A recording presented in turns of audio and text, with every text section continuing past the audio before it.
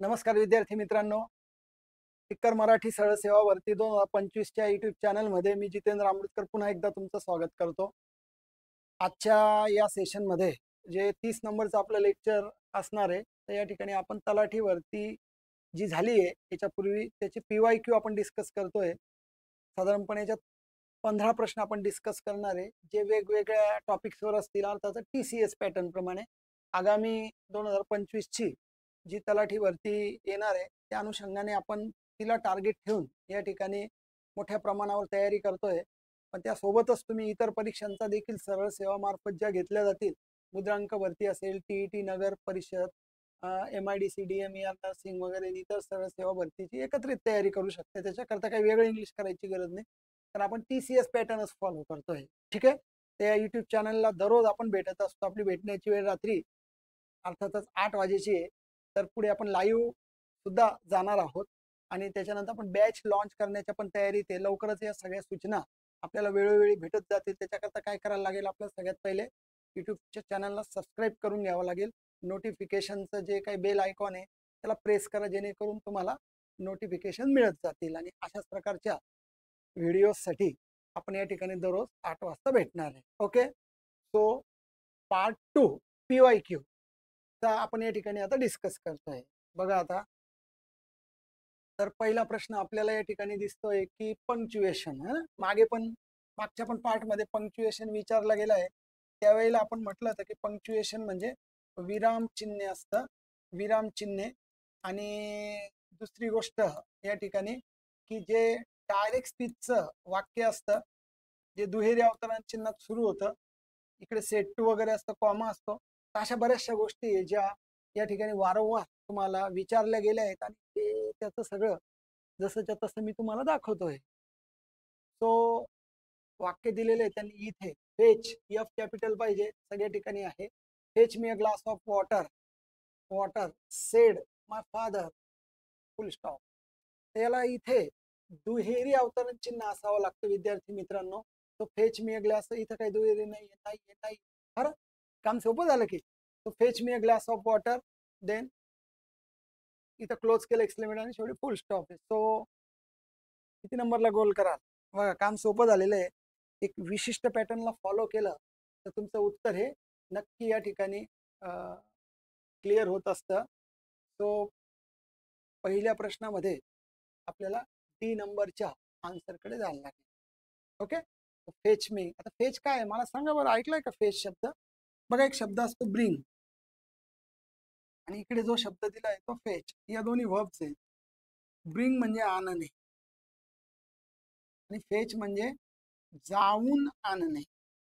म्हणजे काय बघा, आणणे म्हणजे नुसतं आणणे म्हणजे जाऊन आणणे. फेच म्हणजे तुम्ही बाजारात आहे आणि पप्पांनी फोन केला की भाजी घेऊन ये.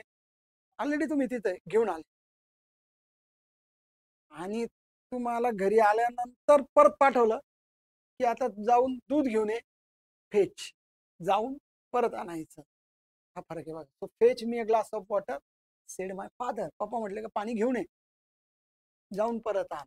या पद्धतीचा ती एक फेच नावाची क्रियापद आहे जी लक्षात घेण्याचा प्रयत्न करा. ओके. तो पहिल्या प्रश्नाचं उत्तर अर्थातच तुम्ही D नंबरचं फायनल केलेलं आहे. आय होप असंच तुम्हाला पण वाटत असावं, जे वाटणे योग्य आहे म्हणजे परीक्षेच्या दृष्टीने.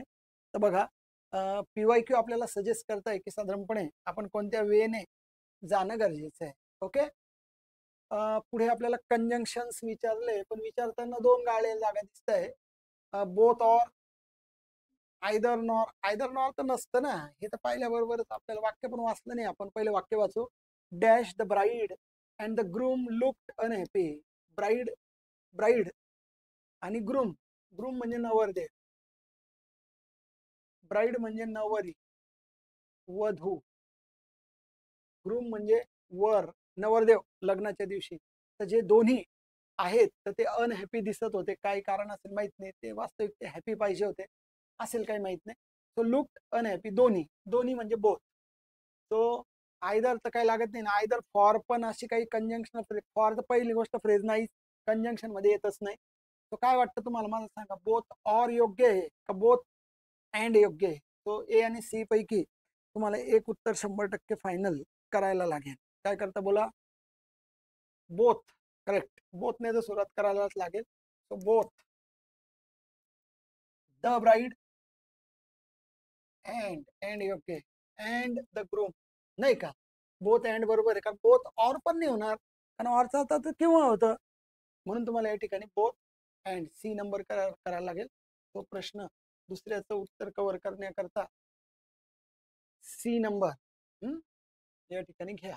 ठीक आहे, बोथ अँड.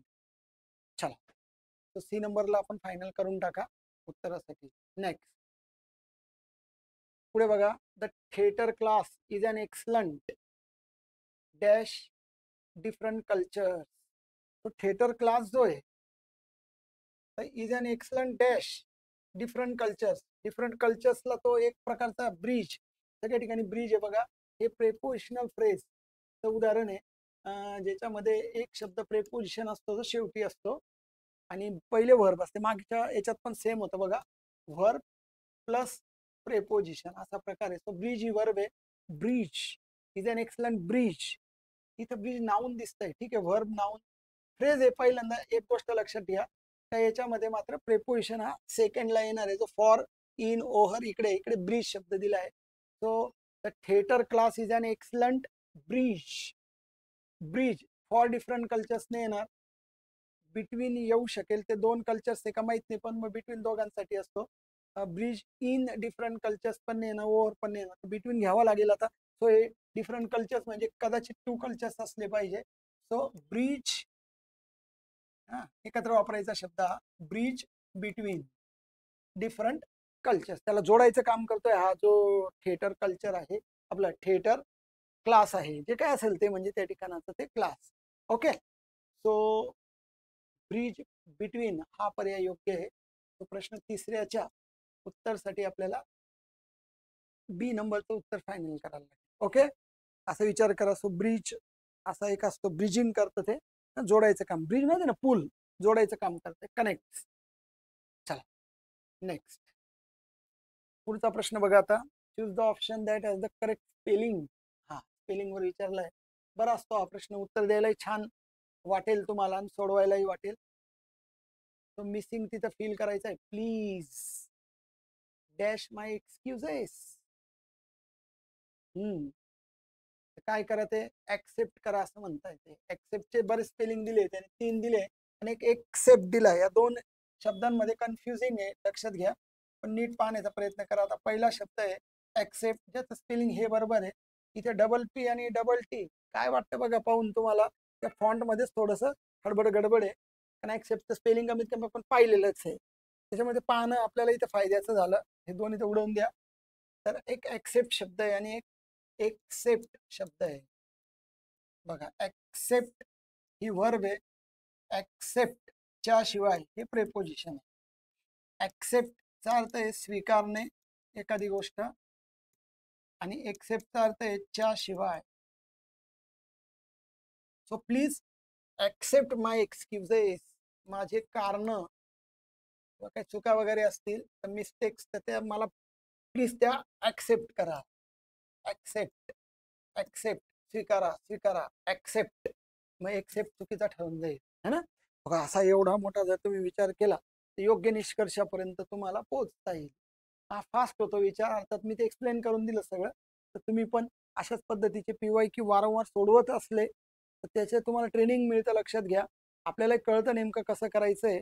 आणि हे याच प्लॅटफॉर्मवर जे आपण याचा उद्देश आहे, तर तुम्हाला या सगळ्या गोष्टी क्लिअर करून द्यायच्या आहे, म्हणून तुम्हाला वेळोवेळी या गोष्टीचा 100% फायदा घेईल. Okay, so please accept.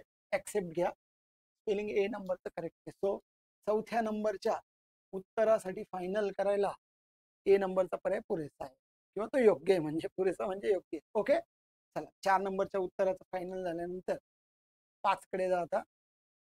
Correct adjective विचारलंय आपल्याला. ऍडजेक्टिव्ह माहिती आहे तुम्हाला, जे नामाच्या पूर्वी येतो. सो डॅमेज हे नाऊन आहे, आणि याला जे समर्पक योग्य आहे ते तुम्ही एक ऍडजेक्टिव्ह निवडायचं. तर शिप सस्टेन्ड. सस्टेन्ड टिकून राहणे. सस्टेन्ड म्हणजे टिकून राहिले, पास्ट टेन्स आहे, टिकून राहिले. द शिप टिकून राहिले, ते तग धरून राहिले, तग धरून राहिले.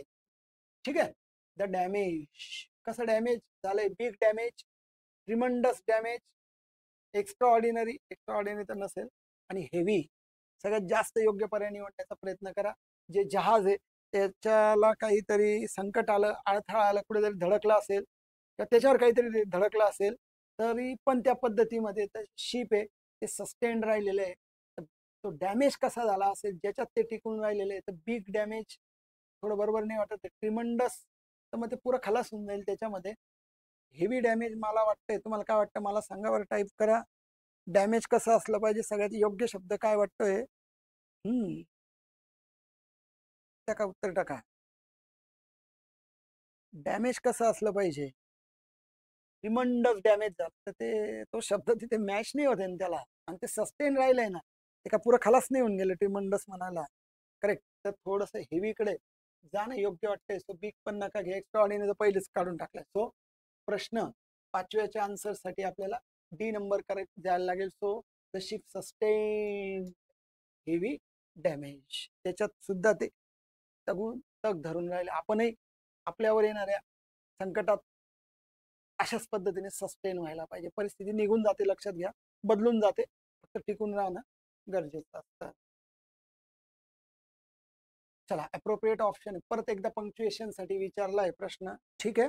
तर पंक्च्युएशन साठी त्यांनी वाक्य दिलेले आपल्याला. When you are on a bicycle riding alone, that's great. पहिलं अक्षर कॅपिटल पाहिजे, सगळ्याच ठिकाणी कॅपिटल दिसतंय, तो काही बाद नाही झाला. तर आपण बात करूया. व्हेन यू आर, हा यू आर शब्द आहे बघा, हा यू आर आहे, आणि यू आर असा लिहिताना तो यू आर म्हणजे एचा हा जो एपॉस्ट्रॉफी मार्क आहे, हे कॉन्ट्रॅक्शन आहे. मागे पण मी तुम्हाला सांगितलं होतं ना, कॉन्ट्रॅक्शन फॉर्म येतो, संक्षिप्त फॉर्म आहे तो. मग या ठिकाणी यू आर ला असा कव्हर करायला पाहिजे होता, तो नाही केलाय. यू आर मोकळा पण लिहिलेला नाही चालणार, लक्षात घ्या, इथे दोन्ही ठिकाणी यू आर आहे. So when you are on a bicycle riding alone, that's. आता दॅट्स, इथं दॅट्स कसा आहे बघा, हा दॅट्स म्हणजे दॅट इज, हा कॉन्ट्रॅक्शन फॉर्म आहे त्याचा. दॅट्स ग्रेट, पण दॅट्स मध्ये मग असं दॅट इज मोकळा नको आहे ना, असं अपेक्षित नाहीये, लक्षात घ्या. So when you are on a bicycle riding alone, that's great. तर बघा, मला सांगा सी आणि डी पैकी तुम्हाला काय योग्य वाटतं, बोला. काय? हे तर नकोच आहे, मग नकोच आहे तर मग चालला जाईल पर्याय, लक्षात घ्या. तो सी नंबरच्या पर्यायाला फायनल करा. तो क्वेश्चन नंबर 6च्या आन्सरसाठी सी नंबरचा पर्याय योग्य आहे. ओके, चला नेक्स्ट, पुढचा प्रश्न. प्रिफिक्स. हा, चला एकदा असाच एक प्रश्न मागे पाहिला आपण. So choose the option with the appropriate prefix to complete the given sentence. So Mrs Sharma's husband, Mrs शर्माचा नवरा म्हणजे मिस्टर शर्मा, ठीक आहे, works in the dash communications department. Telecommunication, uni communication, sub communication, semi communication. Prefix वापरायला लावलंय. म्हणजे हा जो शब्द आहे आता कम्युनिकेशन्स, तर याच्या अगोदर कोणता प्रिफिक्स म्हणजे उपसर्ग मॅच होतो, तर याच्यापैकी आपल्याला घ्यायला लागेल टेले. टेलिकम्युनिकेशन म्हटलं जाईल ना. युनि कम्युनिकेशन कसं होईल? सब कम्युनिकेशन पण नाही, सेमी पण नाही. तो टेलिकम्युनिकेशन एक डिपार्टमेंट आहे, तर तिथे मिसेस शर्माचे पती म्हणजे मिस्टर शर्मा हे काम करतात, असा त्याचा एक पूर्ण अर्थ काढायचा आहे. तो प्रश्न 7व्या आन्सरसाठी 1 नंबरचा पर्याय हा योग्य आहे. ओके, येतं लक्षामध्ये. चला नेक्स्ट, पुढे बघा. आता नाउन फॉर्म, मागे आपण एक नाउन फॉर्म पाहिला होता, तसाच एक नाउन फॉर्म आपल्याला विचारले. पहिले वाक्य वाचा. The colour of food sends important. Colour of food म्हणजे ते काय अन्न आहे त्याचा कलर हा सेंड्स पाठवतो important dash to our perception. Perceptions म्हणजे आपली आकलन इंद्रिय जे आहेत. आकलन इंद्रिय कोणते? आपले कान असेल, डोळा असेल. आपण डोळ्याने अन्न पाहतो, लक्षात घ्या, कानाने ऐकतो, किंवा मग त्या ठिकाणी स्मेल म्हणूया आपण, है ना. म्हणजे मग आपलं नाक असेल त्याच्याने आपण स्मेल घेतो. मग या सगळ्यांना या ठिकाणी तो जो कलर आहे, ते अन्नाला जी सजावट केली जाते, गार्निशिंग वगैरे म्हणतात, तर ती गोष्ट काय करत असते. तो साईन, साईन म्हणजे चिन्ह आहे, सिग्नल्स इशारा आहे, सायनेज काही गरज नाही, सिग्नेचर्स काही गरज नाही. तो colour of food sends important, म्हणजे कलर ऑफ फूड हे सेंड करतंय. सेंड शब्द महत्वाचा आहे तुमचं उत्तर चॉईस करण्यामध्ये. ए आणि बी पैकी उत्तर तुम्हाला फायनल करायचं असेल तर साधारण कुठे कराल मला सांगा बरं. काय वाटतंय, जो कलर ऑफ फूड आहे तर आपल्या इंद्रियांना तो काय सेंड करत असेल, साईन का सिग्नल्स. सेंड काय केलं जाऊ शकतंय, लक्षात घ्या, है ना. साईनने बरोबर वाटत आहे, सिग्नल्स इशारा पाठवतो तो. आपण ते वस्तू घेतो विकत, त्याचा वास आला, ते दिसायला छान वाटलं आपल्याला, है ना. पहिल्यांदा आता पाहतो ना आपण ती वस्तू. केक आपण बाजारात घ्यायला गेलो, पेस्ट्री घेतात तुम्ही, का पाहतात पहिली गोष्ट, त्याचा वास आला तर अजून एक पुढची गोष्ट आहे जी तुम्हाला काय करते, इच्छा, परसेप्शनला घेण्याची इच्छा व्यक्त करते. तर ते फूड ऑफ कलरच्या बाबतीमध्ये त्यांनी म्हटलंय. ठीक आहे, काय घ्यायला लागेल, सिग्नल्स. सो 8 नंबरच्या प्रश्नाच्या उत्तरासाठी आपण बी नंबरचं घेणं योग्य आहे. ओके, चला नेक्स्ट पुढचा प्रश्न पाहता. हा, choose the correct form of the tense. Tense विचारलंय आपल्याला, पण 3 गाळलेल्या जागा आहे बघा. I dash not to enjoy my trip to the hill station as I dash fever and dash to take rest. ठीक आहे, तर या पद्धतीने तुम्ही याला क्लिअर करण्याचा प्रयत्न आहे. हे मिसिंग आहे थोडंसं, क्लिअर इथं काहीच नाही. हा, इथं काहीच नाही असं कन्सिडर करा. तर I dash not able to, इथे पण काहीच नाही, हे व्हाईट बॅकग्राऊंड करू. Okay, to take rest. तर इथं रेड पेन वापरा. आता याच्या पुढच्या याच्यासाठी आपण रेड पेन, चला बोला. I dash not able to, I साठी बघा was, am, I did not able to, I will not able to. आता विल आणि डीड काय ना नाही, कारण एबल हे ऍडजेक्टिव्ह आहे, लक्षात घ्या. वॉज आणि एम पैकी निवडावं लागेल तुम्हाला, कारण I will not able to नसतं, I am not able to किंवा I was not able to. तर एक तुम्ही भूतकाळात कव्हर करा किंवा वर्तमान काळात कव्हर करा. इथं प्रेझेंट आहे, प्रेझेंट आहे, हा पास्ट आहे, हा पास्ट आहे, पास्ट आहे, पास्ट आहे. लावा, अर्थ लावा. बघा, I dash not able to enjoy my trip, माझी ट्रिप मी, not able to enjoy, enjoy नाही करू शकत आहे का करू नाही शकलो बघा, to the hill station, hill स्टेशनला मला ट्रिप एन्जॉय करायची होती पण मी ती केली का नाही केली बघा. ॲज आय डॅश फिवर, कारण मला फिवर होता, होता म्हणजे पास्टकडे जायला लागेल. हॅड, आय हॅड फिवर, मला फिवर होता. And I to take rest, तर ते फिवर असल्यामुळे टेक रेस्ट करायला लागणार होता. कदाचित मग हाच पर्याय करायला लागेल तुम्हाला, कारण and was to take rest पण थोडं बरोबर नाही वाटत आहे. So I am not able टूच्या म्हणण्यापेक्षा आय वॉज नॉट, सगळं भूतकाळाकडे जाणं योग्य वाटते, कारण ही ट्रिप झालीच नाहीये आणि ती न होण्याचं कारण म्हणजे फिवर होता आणि त्याच्यामुळे टेक रेस्ट करायला लागणार होती. अशी एकंदर परिस्थिती या ठिकाणी निर्माण झालेली दिसते. बोला, ए का बी, करा टाईप. ए जास्त योग्य वाटतंय ना. कसं, I was not able to enjoy my trip to the hill station, I चा तर because, as I had fever, fever ताप होता मला, and had to take rest, आणि त्याच्यामुळे टेक रेस्ट करायला लागणार होता. हा पर्याय उडवून द्या आता. 1 नंबरच्या पर्यायाला 9 नंबरच्या प्रश्नासाठी 1 नंबरचा पर्याय तुम्ही फायनल करायला पाहिजे. ओके, असंच तुम्ही जर विचार करत असाल तर चांगली गोष्ट आहे. करा, असा विचार तुम्हाला करणं गरजेचं आहे. ओके, चला नेक्स्ट पुढच्या प्रश्नाकडे, 10 नंबरच्या प्रश्नाकडे जाऊ आता.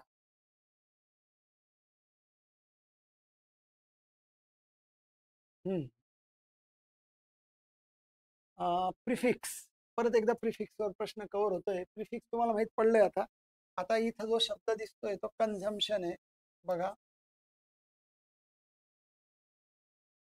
कन्झम्पशन म्हणजे वापर, खप किंवा मग ऑफ जंक फूड येतं इथं खाणे. कन्झम्पशन म्हणजे खाणे. सो वाक्य वाचूया पहिले. पर्याय ओव्हर, मोनो, मायक्रो आणि नॉन असे 4 दिलेले आहेत. So dash consumption of junk foods. जर तुम्ही त्याचं कन्झम्पन्स करताय, कन्झम्पशन खाताय त्याला, of junk foods may cause and irritable bowel syndromes.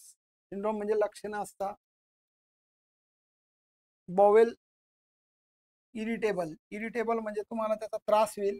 Bowel म्हणजे तुमच्या पोटाला त्रास होईल. जळजळ म्हणजे, तर जळजळचे लक्षणं साधारणपणे तुम्हाला दिसून येतील जर काय केलं तुम्ही तर कन्झम्पशन केलेलं आहे ऑफ जंक फूडचं.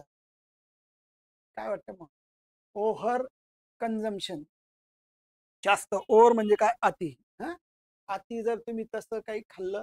मोनो तर ते एक होतं, मोनो कन्झम्पशन, तर हे काही योग्य नाही. मायक्रो सूक्ष्म होतं, हे पण नाही बसत आहे. आणि non consumption of junk food. आता जर नॉन कन्झम्पशन आहे म्हणजे खाल्लंच नाही, झिरो होऊन गेलंय. ओव्हर करा, correct. Over over over consumption of junk food. खूप जास्त प्रकारचं जंक फूड जे थोडंसं टाळलं पाहिजे तरुण पिढीने.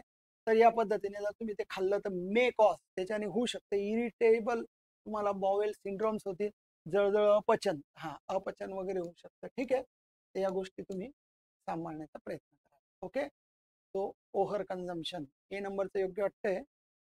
वाटतंय म्हणजे आहेच, ते फायनल करायला लागेल. तो पेशंटच्या उत्तरासाठी ए नंबरचा पर्याय. ओके, असंच आलं तर डोक्यामध्ये. चल मस्त.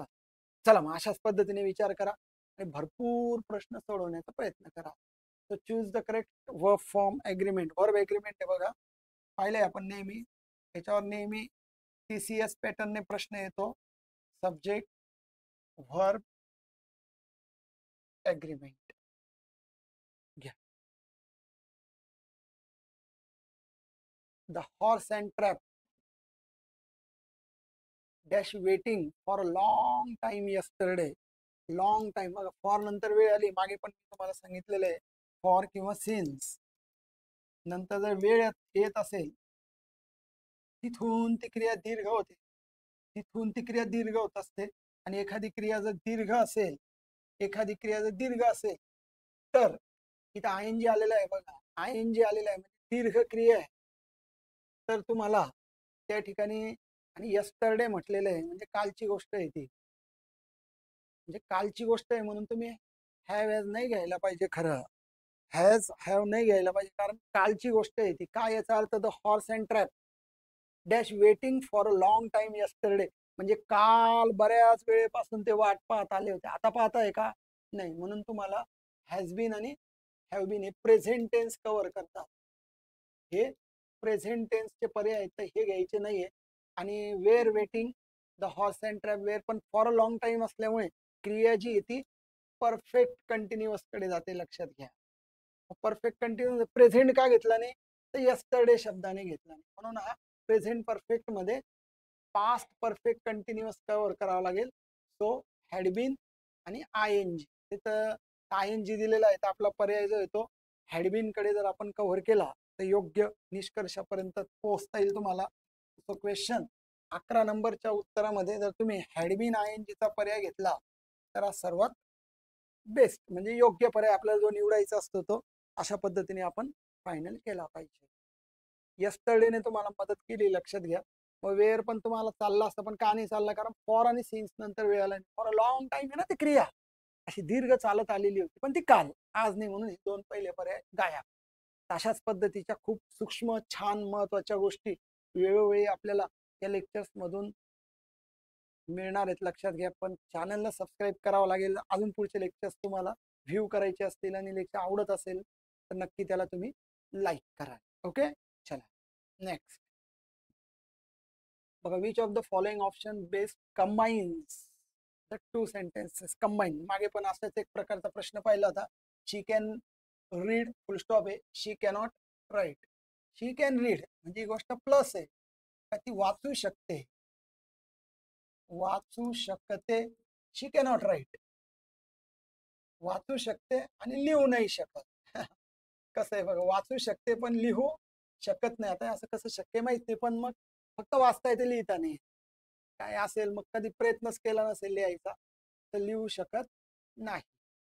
तर एका गोष्टीमध्ये दुसरी गोष्ट मायनस आहे, कंबाईन करायला लावलेलं आहे. म्हणजे हा जो टॉपिक आहे, कंबाईन द सेंटेन्स जेव्हा करायला लावतात तेव्हा तो सिंथेसिस या कॅटेगरीत जातो, या प्रकारात जातो. म्हणजे वाक्य संयोगीकरण.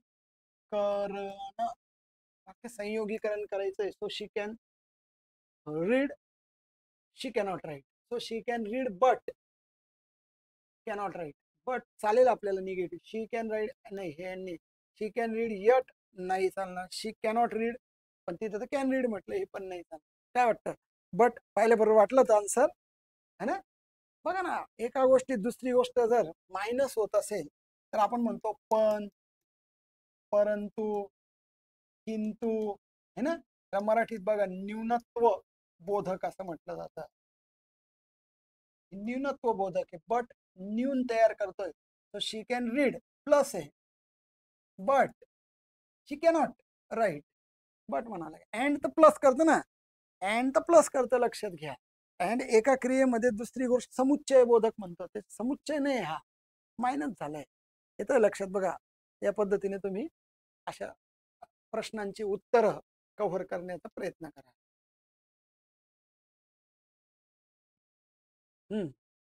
डिटर्मिनर आलेला आहे. डिटर्मिनर मागे पण आपण शब्दप्रयोग पाहिला आहे. डिटर्मिनर हे नेहमी नामाच्या पूर्वी येतात, लक्षात घ्या. डिटर्मिनर्स हे नेहमी नामाच्या पूर्वी त्याचा मिनिंग डिटर्मिन करण्याकरता येतात. तर हे शब्द नेहमी ऍडजेक्टिव्ह असतात किंवा आर्टिकल्स असतात. ते ऍडजेक्टिव्ह वेगवेगळ्या प्रकारचे असू शकतात. जसं मेनी, सम, ऑल, मच हे सगळे ऍडजेक्टिव्ह आहे, कारण याच्यानंतर नाऊन येणार. सो मेनी बॉईज, सम बॉईज, ऑल बॉईज आणि मच अनकाउंटेबल साठी वॉटर, अशा प्रकारचं नाऊनच घ्यावं लागेल. इथे नाऊन काय आलेलं आहे? द सॉंग्स हे नाऊन आलेलं आहे. I like the film, but आला बघा परत. हा मागच्या याच्यात जसं आपण पाहिलं तर न्यूनत्व हे प्लस आहे. आता आय लाईक द फिल्म ही गोष्ट पॉझिटिव्ह आहे. बट नॉट, पण नाही आवडलं. द सॉंग्स वेअर गुड, पण सॉंग्स काही गुड नव्हते. आता मच येणार नाही, कारण हे अनकाउंटेबल आहे. हे गोष्ट तर पहिल्यांदा काढून टाका तुम्ही, कारण हे अनकाउंटेबल नामाला आहे. सॉंग्स हे काउंटेबल आहे. ठीक आहे, अर्थ लावा लागेल आता. So I like the film, मला चित्रपट आवडला होता. But not many of the songs, but not many of the songs were good, but not some of the songs were good, but not all the songs were good. काय वाटतं मग? काही असं म्हणावं लागेल ना. But not some of the songs, but not all of the songs. आता all of the not म्हणायचं असेल तर ते नन म्हटले असतं. मग म्हणून ऑल आणि नॉट लावण्याचं नन योग्य झालं असतं. म्हणून हे तर काही बरोबर नाही वाटत आहे. बोला, ए आणि बी पैकी उत्तर टाकण्याचा प्रयत्न करा. काय वाटतंय? I like the film but not all the songs were good, but not some the, पण ऑल सम द पण नाही येणार ना. आता द पण अडचणीचा आहे, लक्षात घ्या. मेनी द सॉंग येणार नाही आणि सम द सॉंग येणार. हा पर्याय खुला करायला लागेल आता आपल्याला. हा मस्त येणारच नाही. म्हणजे आपली अडचण कोणामुळे झालेली आहे की मेनी आणि सम घ्यायची तर द मुळे झालेली आहे. कारण ते द पण त्या ठिकाणी आर्टिकलचं काम डिटर्मिनर म्हणून करतंय. So not all the songs were good, सगळेच काही गाणे चांगले नव्हते. कारण की मेनी द सॉंग आणि सम द सॉंग्स हे तर काही योग्य नाही. म्हणून मग हे पर्याय कटून गेले. ऑल जो थोडा पहिले कमी बरोबर होता तो आताही उपयोगी ठरला आहे त्या आर्टिकलमुळे केवळ. ठीक आहे, आपल्याला असाच विचार करायला लागेल. So I like the film but not all the songs were good, पण सगळेच काही सॉंग्स त्या ठिकाणी गुड नव्हते. ठीक आहे, बघा असं करा सारासार विचार.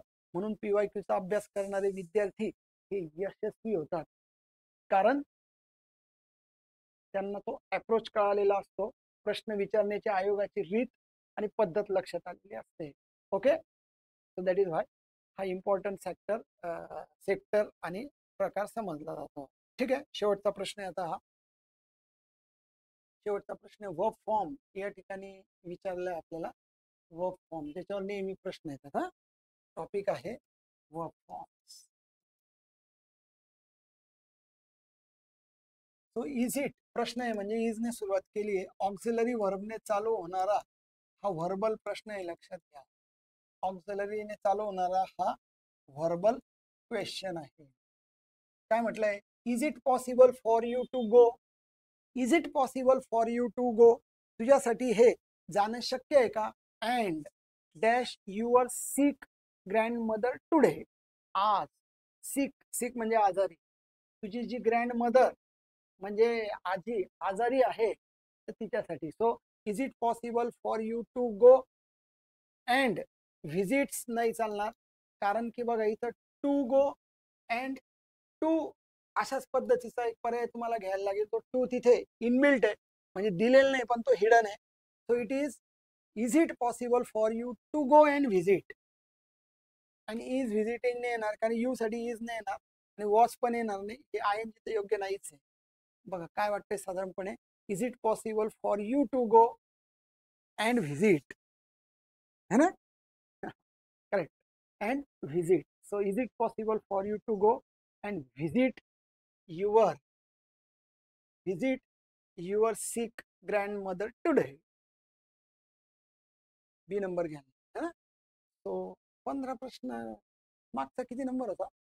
13 होता ना, 15 झाला. तो ऍक्च्युअली 14 प्रश्न दिसत आहे. ठीक आहे, त्याला 14 करा. मात्र पुढे जे काही आता आपण 31 पासूनचे पुढचे लेक्चर घेणार आहेत, तर 15 प्रश्न फिक्स असतील. एक पॅटर्न आपण फॉलो करणार आहे आता, की number of question 15 fix, time fix 8 वाजता, माणूस फिक्स, अमृतकर सर तुमचा जितेंद्र अमृतकर तुम्ही फिक्स, आणि तुम्ही वाढणार 100% वाढणार. आणि तुमची हुशारी वाढेल, बुद्धी वाढेल, आत्मविश्वास वाढेल.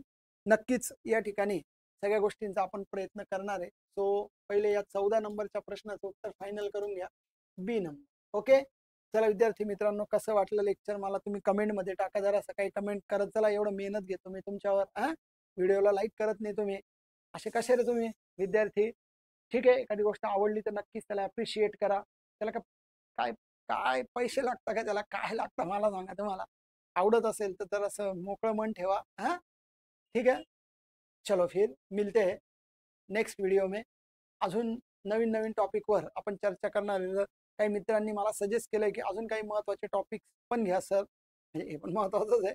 अजून काही महत्त्वाचे घ्या. नक्कीच तुमच्या या सगळ्या सूचनांचं पालन मी करण्याचा प्रयत्न करेल, आणि नक्कीच पुढच्या भेटीमध्ये आपण अजून आकर्षक महत्त्वाचे पॉईंट या ठिकाणी घेऊन येणार आहे. सो चॅनलला सबस्क्राईब करा, आणि महत्त्वाची गोष्ट म्हणजे टिकर मराठीच्या त्या टेलिग्राम चॅनलला फॉलो करा, त्याला जॉईन करा. वेगवेगळ्या माहितीसाठी तुम्ही त्या चॅनलला फॉलो करणं अत्यंत गरजेचं आहे. ओके, चला भेटूया पुढच्या व्हिडिओमध्ये. तोपर्यंत काळजी घ्या. Take care. चलो बाय.